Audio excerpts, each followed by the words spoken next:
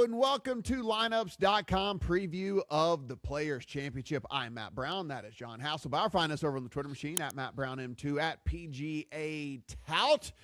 We are here, and John, this is some interesting stuff, interesting developments that we have had over the last few weeks in golf, even the last few days in golf, that will affect how we look at this tournament, the betting odds, and certainly where we end up on our betting card. Guys, you're going to want to stick around. We will break down the course. We will talk about the stats that we think that matter, what we put into models, what the models spit out to us, and what we eventually ended up putting into our accounts. But John, first and foremost, we get here to this event and start to look at the odds board. And because we have had a little bit of a stumble by the world number one, we're getting a number attached to his name that we have not seen in quite a long time. I'm looking right now, FanDuel, you can get 5-1 on Scottie Scheffler out there. Everybody else at least has a 4 in front of Scottie Scheffler. And this is still with Rory McIlroy as we are recording this, technically still in the field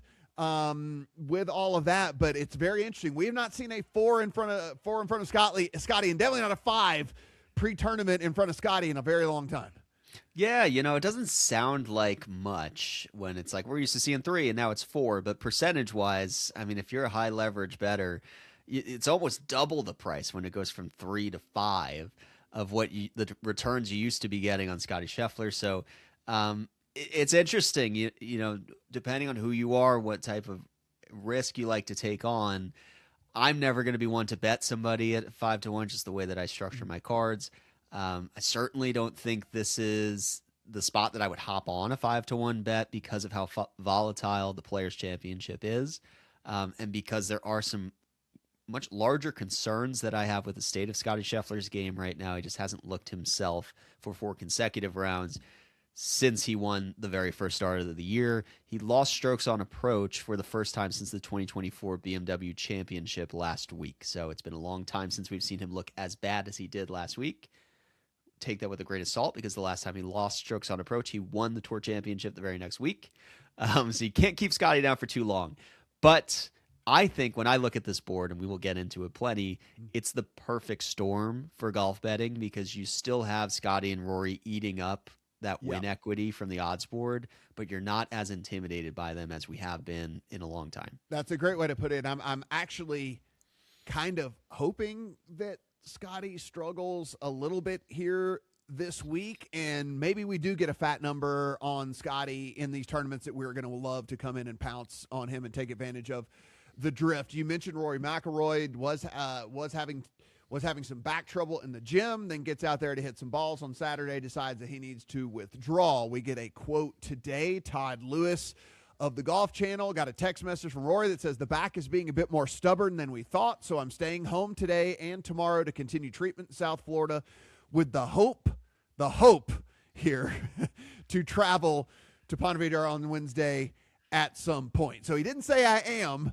He just said with the hope to travel. And so, again, you and I have been doing this long enough to know, and I mean, we both happen to be golfers as well. A back injury in golf is never any good in the first place. Certainly if you're going to withdraw from an elevated event in which, by the way, you were still in the hunt and all of that.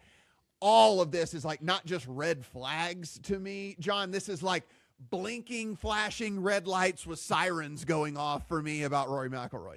Yeah, it is, and the books are adjusting to that too, which I found interesting. You can see him as long as 15-1 that I'm seeing on FanDuel as of this recording. So they're tempting you to bet Rory McIlroy, which is never something that I want to give into when the books, want you going a certain way. So it's something I'm cautiously looking away from this week. He's in an interesting situation as well, being the defending champion here, and the first time ever in his career when he looks ahead to Augusta and thinks like, it doesn't matter how I come in now because I won the Grand Slam, right? Like if this was this time last year, he might play through this because he's like, I just need these reps.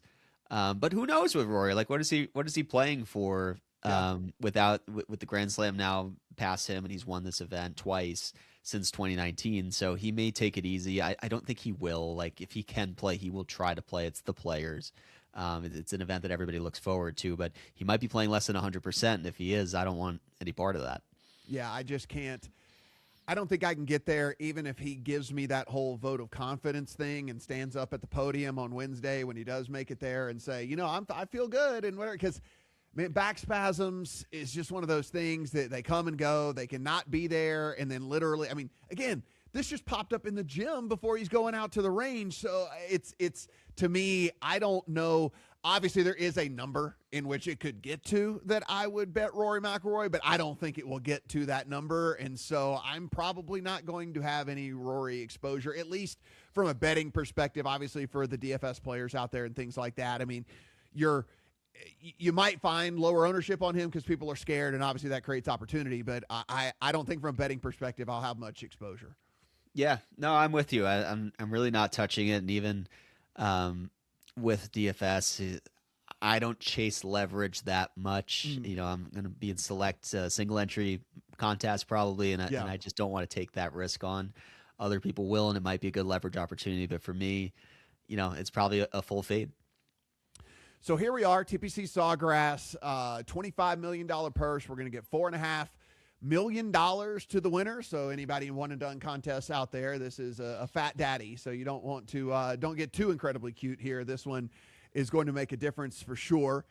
Par 72, John, when we look at this one, we're going to play about 73.50, give or take, something like that. And obviously everyone will be talking about 17 as we head down the stretch, one of the most, if not the most famous holes in all of golf. But you write up a wonderful, wonderful preview over at Lineups. And if anybody wants the full course preview, you should definitely head over there. But why don't you give everybody kind of the ins and outs here as we get to the players? Yeah, so the Players' Championship was in May. It was a Mother's Day event up until 2018. And then in 2019, they moved it on the schedule, which caused kind of a shakeup in the way that the course plays and the types of players that we've seen win it.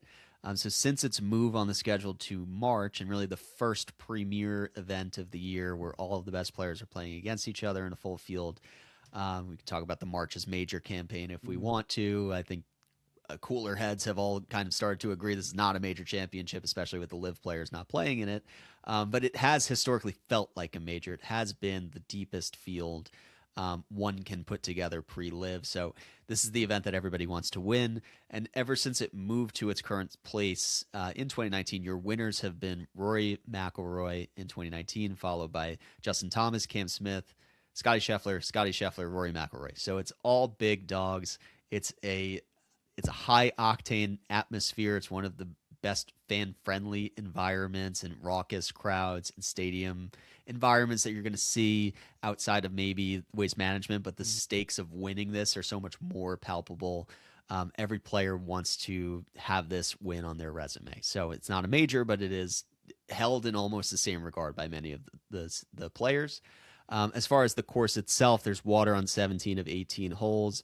Huge emphasis on keeping control of the golf ball. That's just kind of consistent in any Florida golf course we play. You can't spray it around and hit out a trampled rough like you could at like a Torrey Pines. Here, if you're spraying it around, you're in the water, you're in the drop zone. So you have to have control of your drive. You don't necessarily have to hit driver on every single hole. We saw Bryson almost win here back when he was still on the PGA Tour, hitting irons, down these fairways. So if you have distance, it can be an advantage to play more conservatively.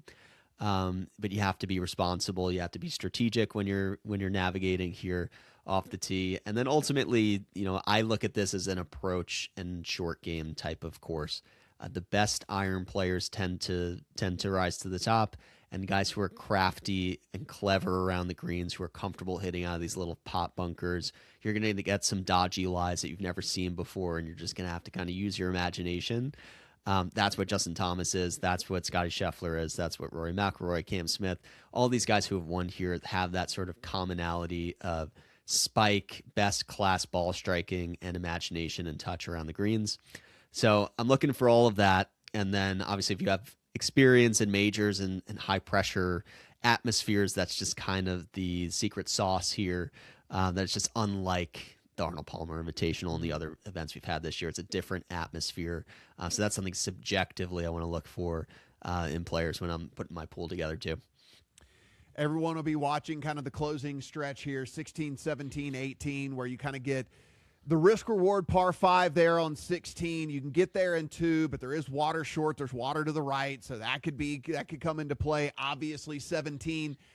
The nerves. I know it seems like it's not that big of a deal, and these are pro golfers. We've seen it, John, time and time again. It's a little wedge shot, and we see these balls continually land in the water. It's just a nervy little shot, even for these dudes that have done it a million times. And then you get a fairly long 18 to finish things out. And so just to know as we head into this and do understand your guy, if he's done with 15 holes and you're leading by 2 strokes, by no means is this tournament over at all. So you certainly want to be watching and see if there's any live positions that you want to take, and certainly one tournament that you're going to want to watch till the very, very end, because I think one of the, for me, just given the spectacle on 17, the risk reward, kind of the par 5 and all things like that, one of the best, if not the best, finishing stretches for me from a viewer standpoint.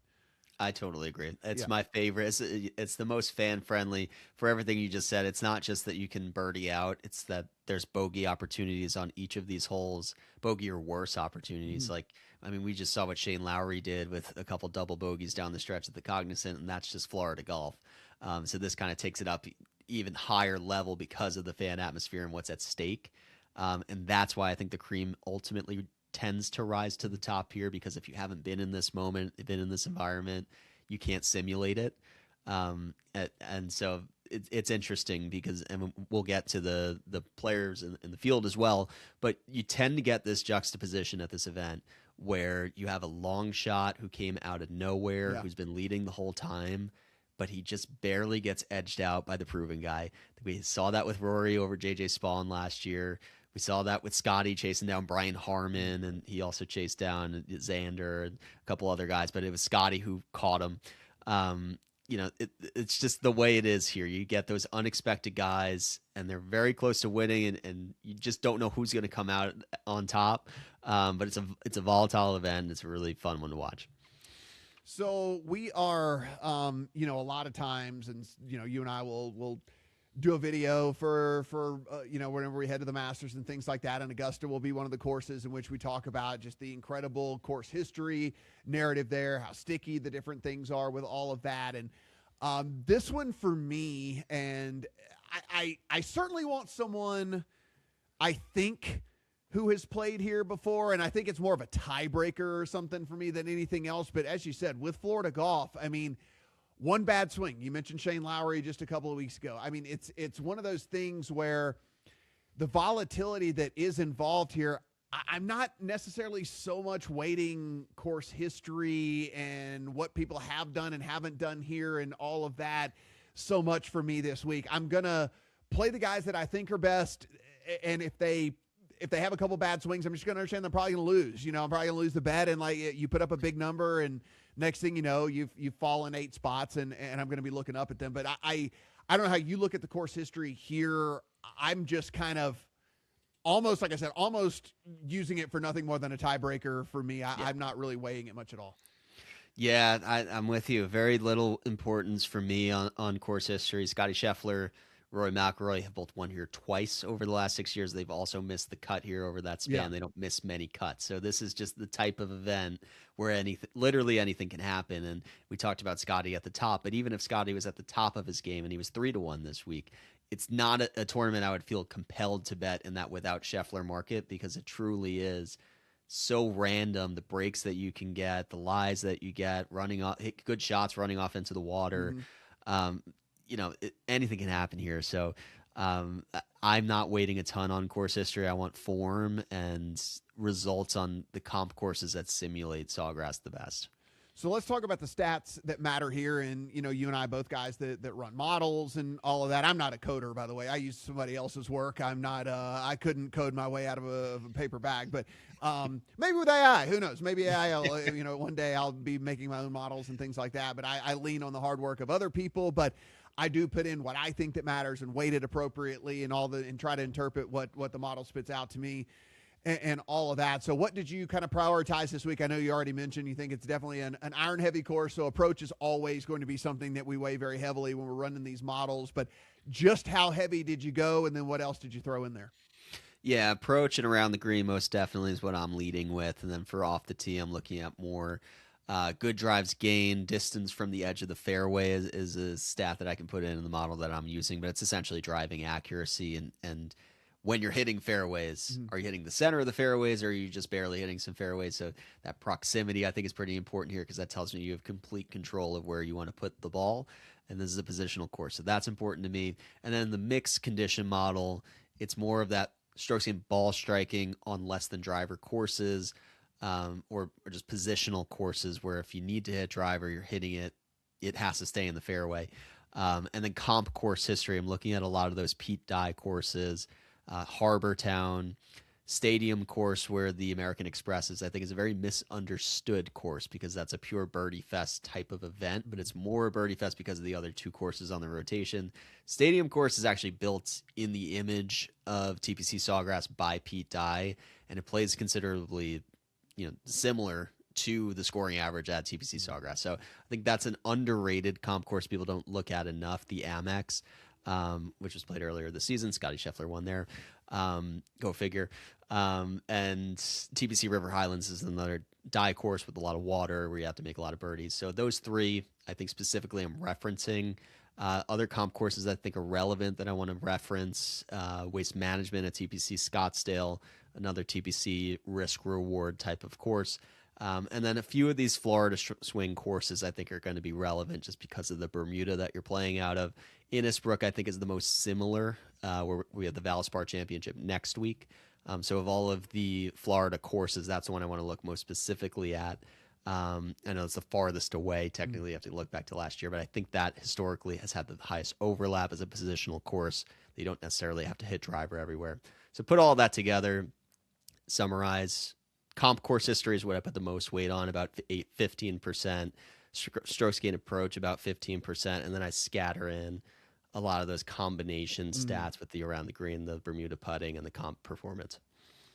Yeah, I think the only thing that I did, I looked back at my model over the last few years, and I didn't do this, but it's something that I'm just kind of going with my hunch on this. And so, by the way, guys, take this with a grain of salt because I have no proven data about this. I'm going with a hunch here, but I just, with the way that the game is evolving, John, I put in some par 5 scoring into mine, really true, like pretty heavily, like 8% like towards on par 5 scoring, because about 30% birdie rate anyway on the 4 par 5s here, and it's just like everybody's getting longer and everybody's getting more confident swinging driver and everybody's getting more confident going for things in 2 and all of that and whatever. And it's like, I almost don't know if we have enough data to back this up, which is why I said I'm just kind of going on gut here. But you can just see in the offseason, we're coming out here, player XYZ gained another 2 miles an hour club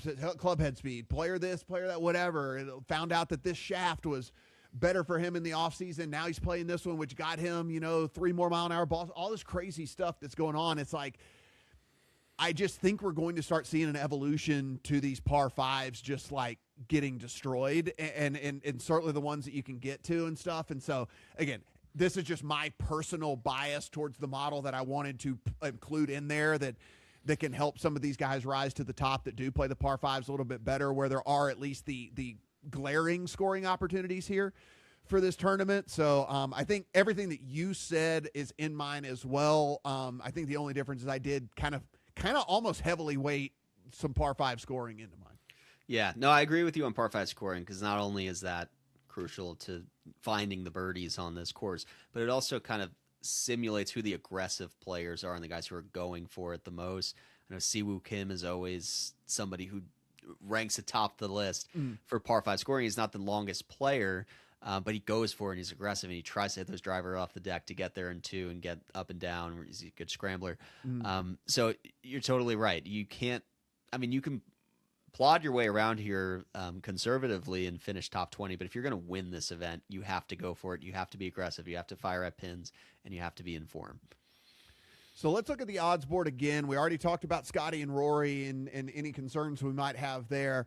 Then you get to Collin Morikawa, Siwoo Kim, Ludwig Oberg, Russell Henley, Tommy Fleetwood, Xander. These are all the guys that are kind of in that, 30 and under-ish range. Matt Fitzpatrick, Hideki, if you go to certain books, kind of in that range as well. I kind of want to go to Collin, who is definitely playing very, very well right now, but cannot putt a lick. And so I wonder what you think and this is funny to say after he just won a few weeks ago, but like what his win equity is on a week-to-week basis. Or like I loaded up on him this past week in the top 10 market and didn't play him, very heavily outright. I had a tiny little sprinkle on him outright if I did hit the very peak of what he can do, but I just loaded up on him in the top 10 market.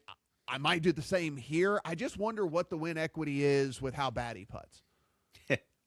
Yeah, no, it's a fair point. Collin is on my betting card this week, and he's somebody that should play well at TPC Sawgrass and has not played, to his full potential here yet. I think some years, I won't use this excuse every single year, but some years he's gotten the bad draw with the weather. I think it was 2022 when Cam Smith won. Significant wave advantage that wiped out half the field. He was a victim of that, coming in really good form. So that's just going to happen at this event too, just another testament to the volatility here. But he has gained on the greens in the last 3 events, actually, during this hot streak. So he won at Pebble, and then he finished top 10 the next 2 weeks after that. So he's currently hot. Love that coming into the Players. I love that he just knows what the ball striking is doing. And what I like most about Morikawa is he's a tinkerer. In the offseason, he changed a lot of things. He changed the equipment. He's been experimenting with putters. And in the media center this week, he said, I'm done. Like, I found what I need. Like, I stole Kurt Kitayama's putter. I'm using it. I like it. I'm not changing it. That's great. Once you take all the variables out, you know what the equipment's doing for you. You're not blaming the equipment for anything. You're just playing your game now and playing freely and getting the results you want. That's what every golfer aspires to get to.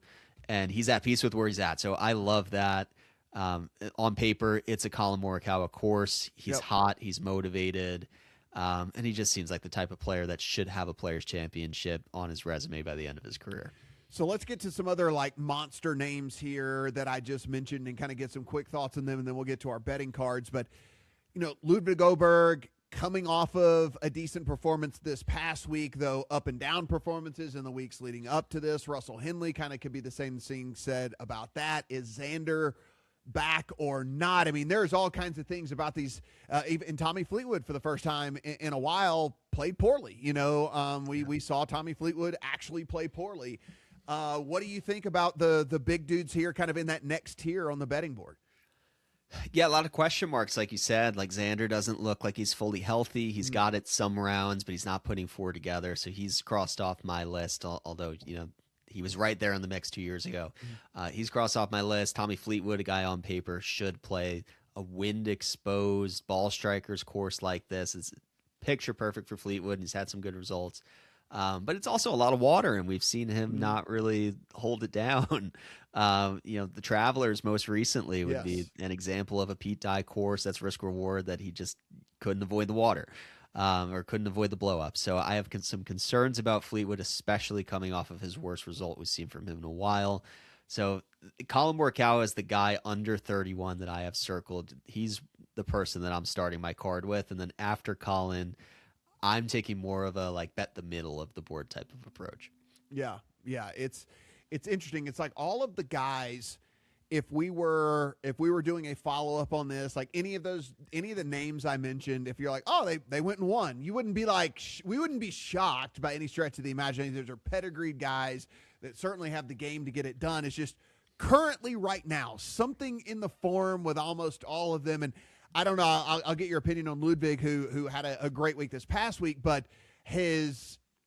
again, maybe the most frustrating golfer to bet there is on the face of the planet, because everything, if you were molding a golfer out of clay, it's like you would make Ludwig Åberg this tall, muscular, hits at a mile. It looks so easy. The swing is just effortless and all of this. And then it's like, he plays 2 3/4 rounds great, and then he plays a round and a quarter, just where you're going, bro, what are you doing? How is this possible? How do you feel about his game, and how do you feel about him heading into here? And relatively short odds, the market reacted to him playing well last week, because it's a couple of different books down to as low as 22 on him. Yeah, I think everything is in Ludwig's favor going. Like, all of the momentum is on his side.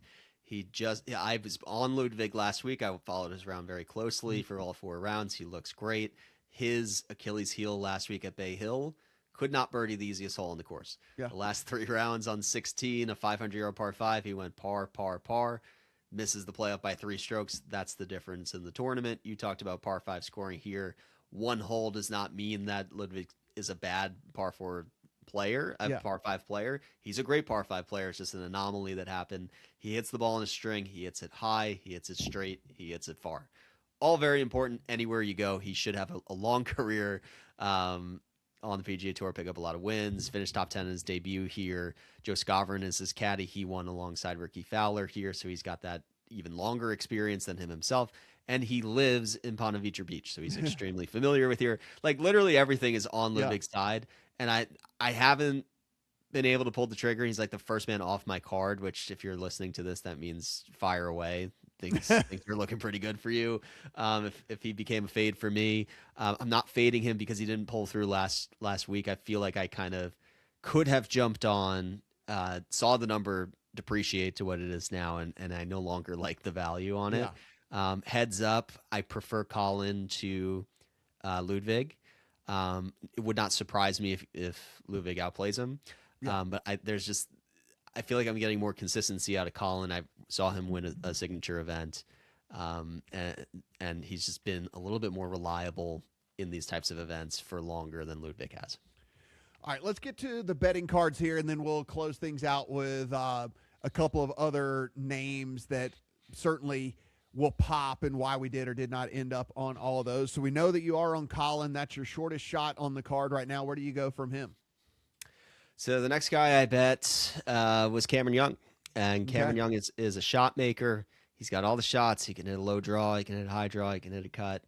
You're going to need that here. You're going to need to work the ball in both ways. He's in complete control of the ball striking right now. He led the field in strokes gained off the tee at the Arnold Palmer Invitational. He's good on Bermuda. His only PGA Tour win was on Bermuda at Sedgefield, which is a very strong comp course at the Wyndham Championship to this week.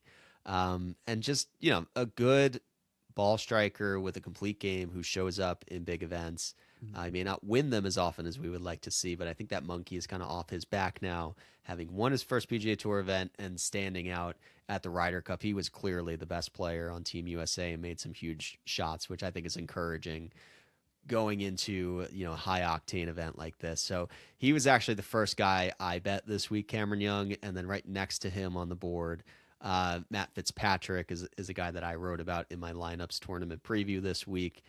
He's got a lot of momentum on his side as well. He won the DP World Tour Championship to close out last year. He's now in the midst of the best ball striking stretch I think we've ever seen of Matt Fitzpatrick. Just consistency off the tee, gaining with distance, gaining with accuracy, gaining on approach. The short game has been slower to come back, but long term we know he's a great short game player. He's always gained putting and around the green at TPC Sawgrass, has a couple top tens at this event, and has won on a Pete Dye course at Harbor Town a couple years ago.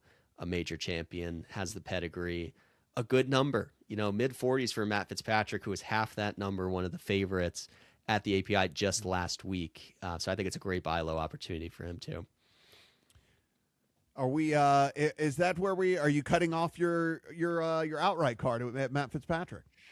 Oh no, I just thought you might want to go back and forth, but I can keep going. So let me talk about Collin again. So I will. It's going to be the exact same play for me this week. So it will be the sprinkle on the outright with the load up on a top 10. And I honestly, if he wins and I don't have what I normally bet on a guy outright, then I'm going to feel stupid. But I think he is, like everything that you said about Collin, I do love. I do wonder about his around the green and scrambling and the importance of that and his ability to get up and down. Now, here's the deal. Guess what, guys? You don't have to scramble and you don't have to be around the green if you're just hitting the greens. So there is that. So, I mean, let's put that into existence right now, that you don't really have to worry about scrambling if you're just on the green to begin with. But I will say, if there is one kind of thing that you don't like about him with that, it would certainly be that. But Collin Morikawa, third in pretty much like if I did the consensus of all the versions of the models that I ran, like he would probably be like 3.5 or something like that in all the different models. Obviously behind Scottie and Rory, who we've already said we're not playing, because of various reasons with that. I have, as far as like shorter guys on the board, I just can't get there from an outright perspective on Siwoo Kim. These numbers are crazy to me that he is where he is, as low as 18 on Caesars out there on Siwoo Kim. Now, I said about Collin not being, you want to talk about a guy that can't putt. Like Siwoo Kim cannot putt, and I think that really does affect his win equity, specifically at a place like this or whatever. I'll play him top 20. I've got him top 20. Like, I feel good enough about every other part of his game that understanding that he's probably going to leave a few out there because he just can't putt at all. And so I'm going back to the well with a top 20 with Siwoo Kim. As far as the first outright that I'm playing kind of wholeheartedly here, and I don't love it given everything that we have seen. We talked about the bad swing, and then obviously we talked about the miscut last week. I'm going to play Shane Lowry. He models out incredibly well for me.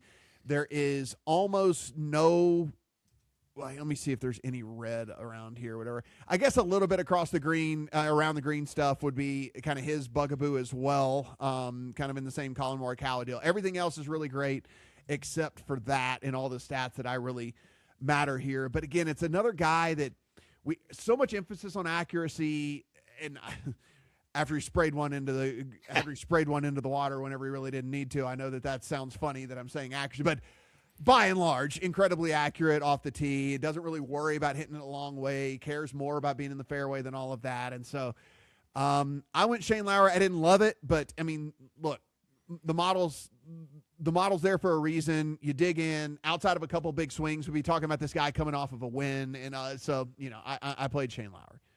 Yeah. I mean, I am not over his collapse at the Cognizant Classic as a Shane Lowry backer. But every single thing we noted about this course, what you need to do, accuracy, approach play, great, reliable short game, putting on Bermuda, experience on the Florida swing. It's all Shane Lowry, and he is one of the most consistent players at this event, in an event that lacks any consistency from anybody. It's him and Daniel Berger that have the longest active made cut streak at this event with 6 or 7 apiece. So, high floor guy here. Hopefully he's gotten over the Cognizant collapse and that's not still lingering, because there's a whole lot of water and a whole lot of repressed memories that may be coming back this week. But on paper, he is exactly the type of player that you should be thinking about to score at TPC Sawgrass. One other guy that I have in the outright, and I'll toggle back to you before we go to my other ones, and I hated putting him on the card at this number because there's a lot of just recency bias stuff going on here, but a model darling, I think I'm catching him kind of on a heater here, and while I can still get a number that is out beyond 40 on Minwoo Lee, I friggin' played Minwoo Lee, man, and it's like, it's a deal where I kind of know what I'm getting in Minwoo Lee, which honestly makes this play a little bit easier for me, which is he's going to have spike weeks with the iron, and then he's going to have terrible weeks with the iron. If I catch him on a terrible week with the irons, then that's fine. I'm never going to be in contention. I have nothing to sweat anyway, and I don't care. But if I catch him on a spike week with the irons, he's going to be inside the top 10, and he's probably going to be threatening to win the damn thing. He gains off the tee every single tournament that he plays. He's putting fairly well here lately. And then, obviously, like I said, just the massive gains with the irons or the massive losses. And I'm okay with taking that variance with a guy that is, again, 40 plus out there in the outright market. So let's hope I get a spike week with the irons, and then Minwoo Lee gives me a sweat come Sunday. Yeah, well, hey, that's a perfect segue back to my card, because I'm with you on Minwoo Lee. I think Minwoo is misunderstood as a pure bomber. He won the Houston Open doing that. It was just wide open, swing the driver as hard as you can. Doesn't matter where you miss, you can get up and be fine. And he won. Here, he has held a share of the lead on the weekend twice over the last 3 years and completely ejected after touching the lead. So maybe he just needs to hold back, do the Scheffler thing, let everybody else get ahead of him, and then make his charge later.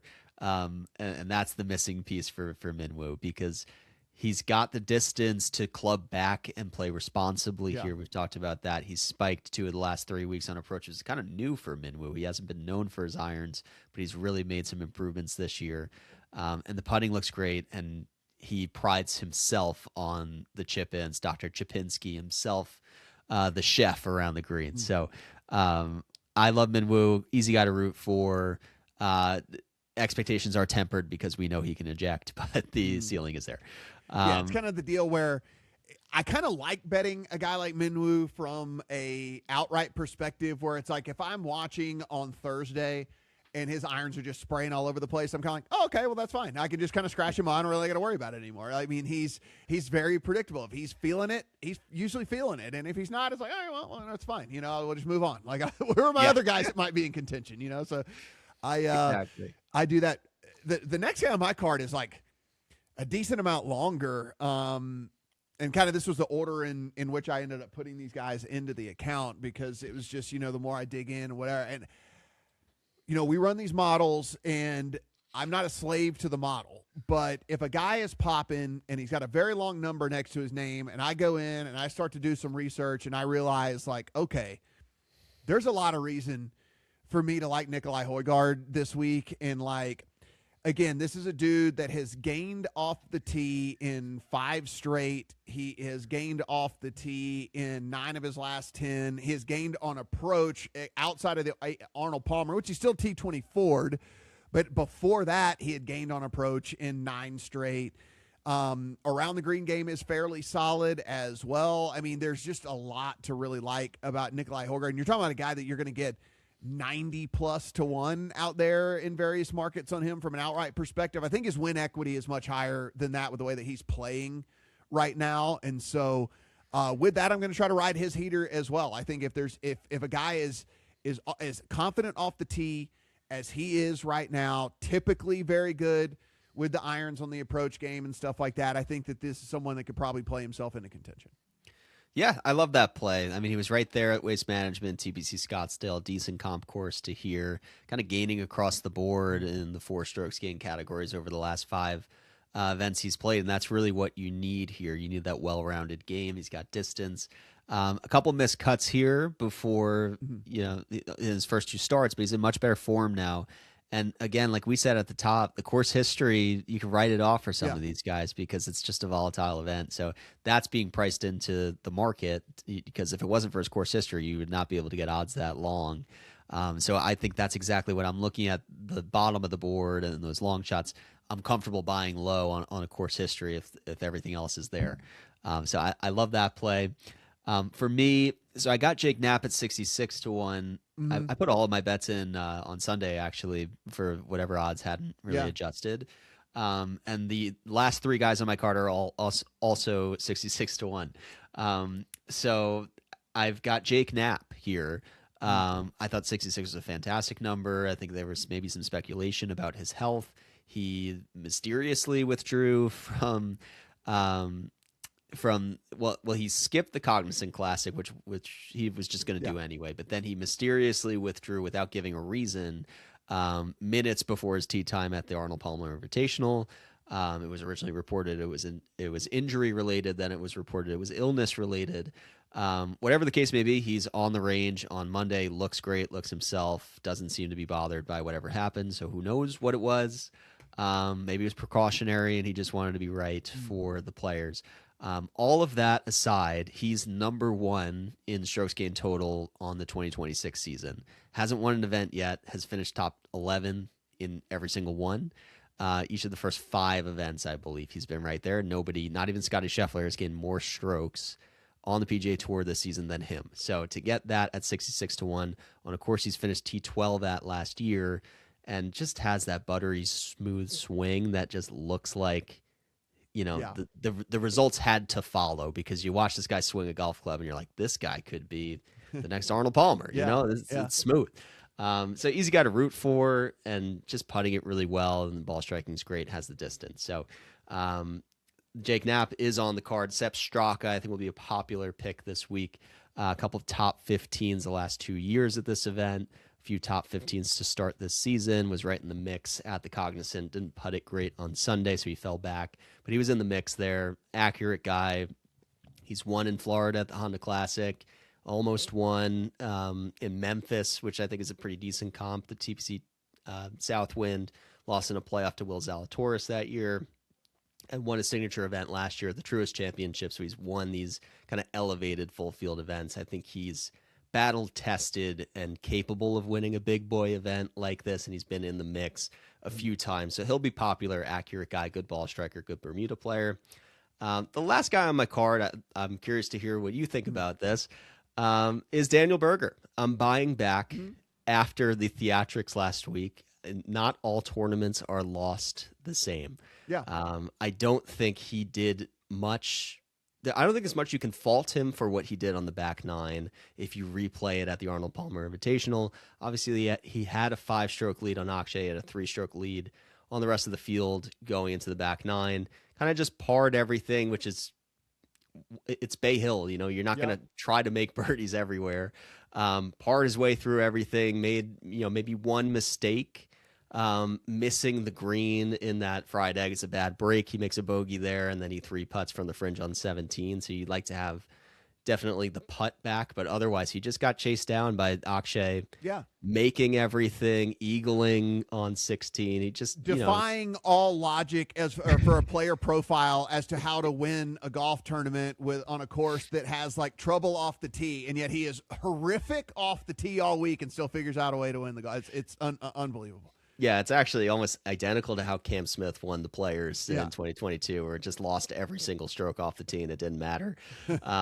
Sometimes you're just going to run into a buzzsaw like that. So when that happens, I think you're eager to turn the page. You got the Players. If you told him going into the season you're not going to win API, but you are going to win the Players, he'll get over it, right? Mm-hmm. So he's got a good opportunity in front of him. I mentioned him and Shane have the best course history here as far as consistency, avoiding the missed cuts.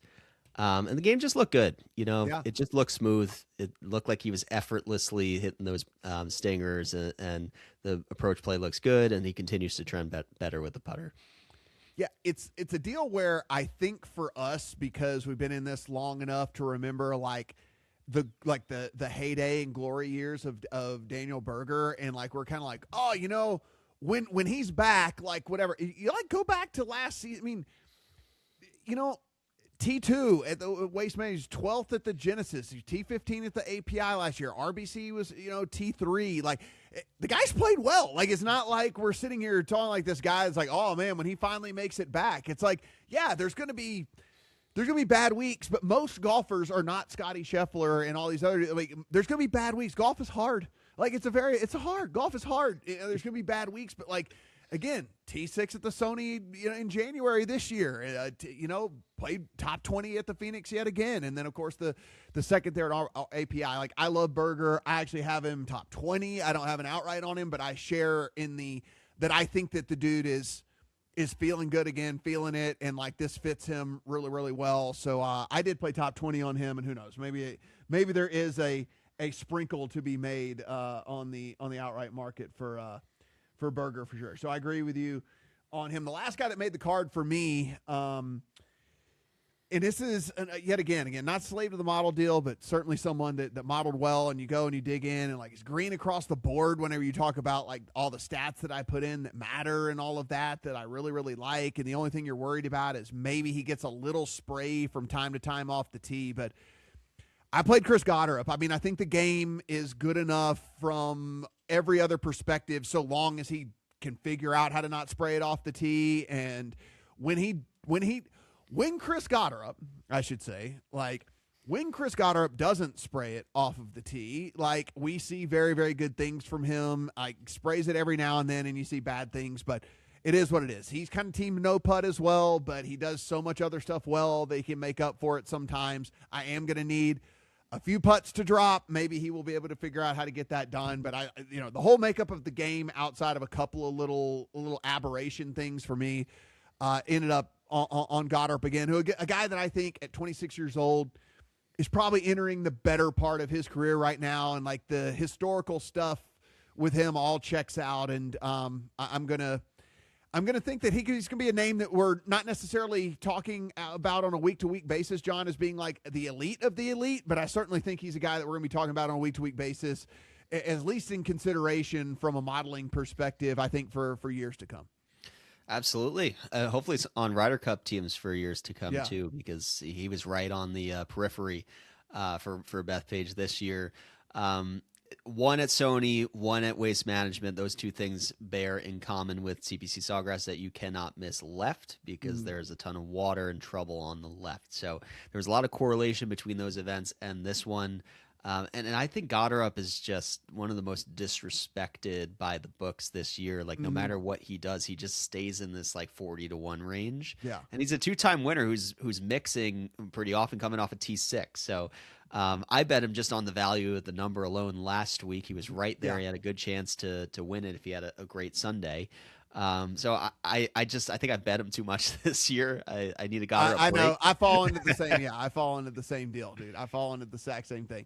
Where like you feel bad and you're just kind of like, but wait, I still like him. Like why? How can I not pull the trigger? All right, so let's get out of here with a couple of names that people are going to ask us about and going to wonder. Okay, let's go kind of in this household name tier here and wonder what we think. Hideki, Victor Hovland, Akshay coming off of his win last week. People are going to be wondering, is it possible for him to go back to back? All of that. Neither one of us ended up on Russell Henley. Like where are we at with these guys?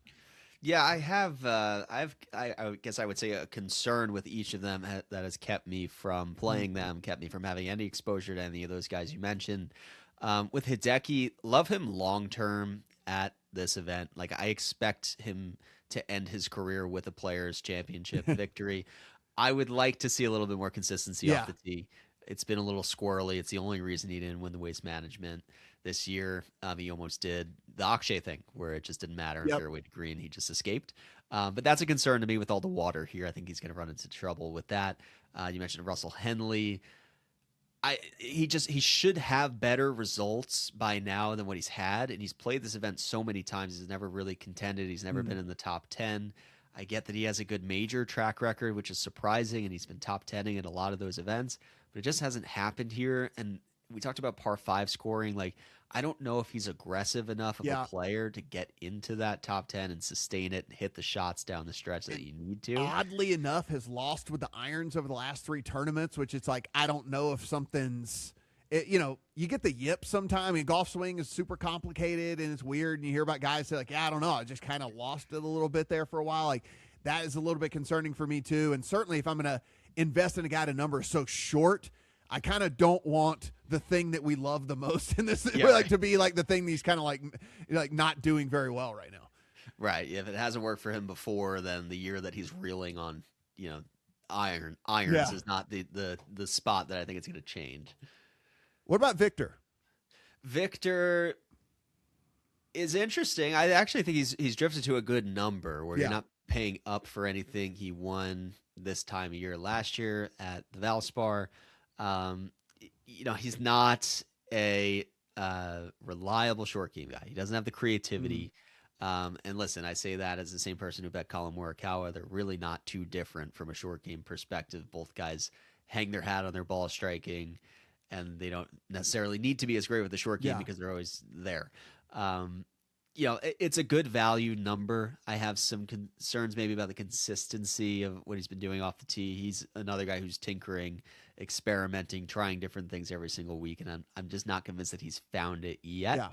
But that was the case going into the Valspar, and he just so happened to have found it on the range in the week of. So if you're thinking about Victor, pay close attention. You can watch every shot hit on the driving range on the player's website. So if you're really curious, take a look at what he's doing, because he has the type of game that should translate here, short game aside, and you're getting a very good number on Victor for someone whose form is not actually that bad right now. 2 other names that everyone's going to ask about, and then we will let you guys go and do your own modeling and make your own bets.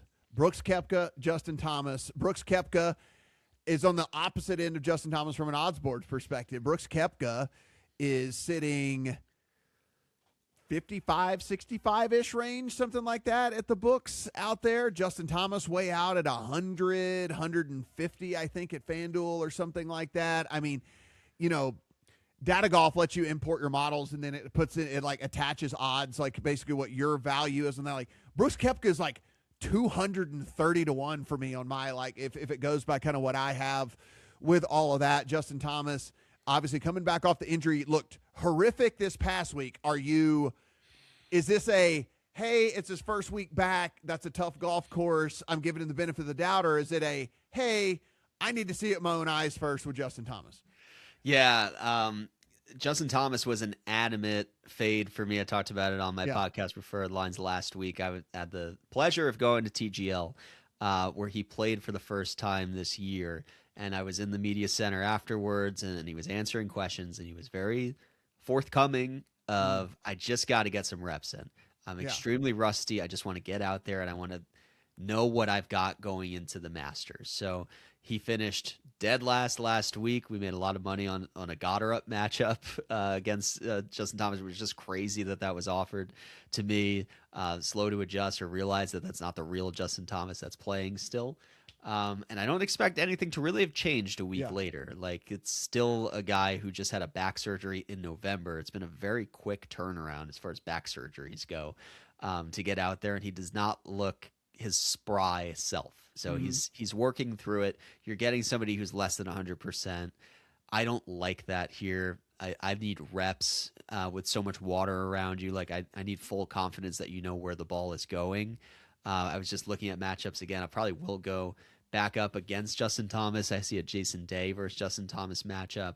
That looks pretty good to me. I know Jason Day's not doing the greatest either, but I'll take pretty much anyone over Justin Thomas in his range, just given the question marks we have about his health. And then Brooks Koepka wouldn't surprise me if he's contended this week. I'm not on him, but he's actually drifting to a point where I think people can fairly consider it. I've seen an 80 to 1 on Brooks. He's a Florida guy. Finished top 10 at the Cognizant. It wasn't the best field in the world, but you like what you saw out of him. And he continues to get more reps, which, just like Justin Thomas, that's what these guys need to get back to their full potential. Guys, if you've not done so already, hit that subscribe button. Do appreciate that. Let us know in the comments section, who are you playing this week? Who did we overlook? Who was popping in your model? We're certainly interested in that as well. Head over to lineups.com, see John's full breakdown of the event. You can also catch a follow-up article where some longer shots that were hitting his catching his eye each week as well. So it is, like I said, sit down, be there on Sunday, watch the closing stretch. There will be some sort of drama. I am very confident in all of this. And so one of the best viewing tournaments that there is out there is the Players Championship. For John, I am Matt. Good luck on all your bets.